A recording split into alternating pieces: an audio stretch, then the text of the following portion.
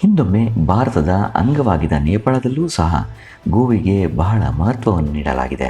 ಅಲ್ಲಿಯ ರಾಷ್ಟ್ರೀಯ ಪ್ರಾಣಿಯಾಗಿರುವ ಗೋವು ಹಾಗೂ ಕೃಷಿಗೆ ಸಂಬಂಧಿಸಿದಂತೆ ಸಾಕಷ್ಟು ಚಿತ್ರಗಳು ಹಿಂದಿನಿಂದಲೂ ನಾಣ್ಯಗಳ ಮೇಲೆ ಮುದ್ರಿತವಾಗಿವೆ.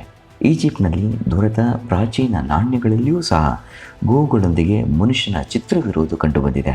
ಗ್ರೀಕರ ಇತಿಹಾಸದಲ್ಲೂ ಗೋವಿನ ಮುಖಚಿತ್ರವಿರೋ ನಾಣ್ಯ ದೊರೆತಿದೆ.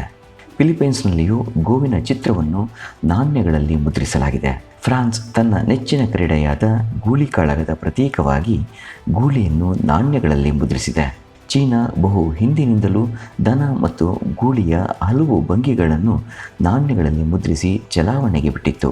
ಗ್ಯಾಂಬಿಯಾ ದೇಶವೂ ಸಹ ಒಂದು ಕಡೆ ತಮ್ಮ ರಾಣಿಯ ಚಿತ್ರವನ್ನು, ಮತ್ತೊಂದು ಕಡೆ ಗೋವಿನ ಚಿತ್ರವನ್ನು ನಾಣ್ಯಗಳಲ್ಲಿ ಮುದ್ರಿಸಿ ರಾಣಿಯೊಂದಿಗೆ ಗೋವಿಗೂ ಸರಿ ಸಮನಾದ ಗೌರವವನ್ನು ಸಲ್ಲಿಸಿತ್ತು. 1928ರಲ್ಲಿಯೇ ಐರ್ಲೆಂಡ್ ತನ್ನ ನಾಣ್ಯಗಳಲ್ಲಿ ಗೂಳಿಯ ಚಿತ್ರವನ್ನು ಮುದ್ರಿಸಿತ್ತು. ಬ್ರೆಜಿಲ್ ಸಹ 1942ರಲ್ಲಿಯೇ ಇಂಡೋ ಬ್ರೆಜಿಲಿಯನ್ ದನಗಳ ಗುರುತಿಗಾಗಿ ನಾಣ್ಯಗಳಲ್ಲಿ ಅದರ ಚಿತ್ರವನ್ನು ಮುದ್ರಿಸಿತ್ತು.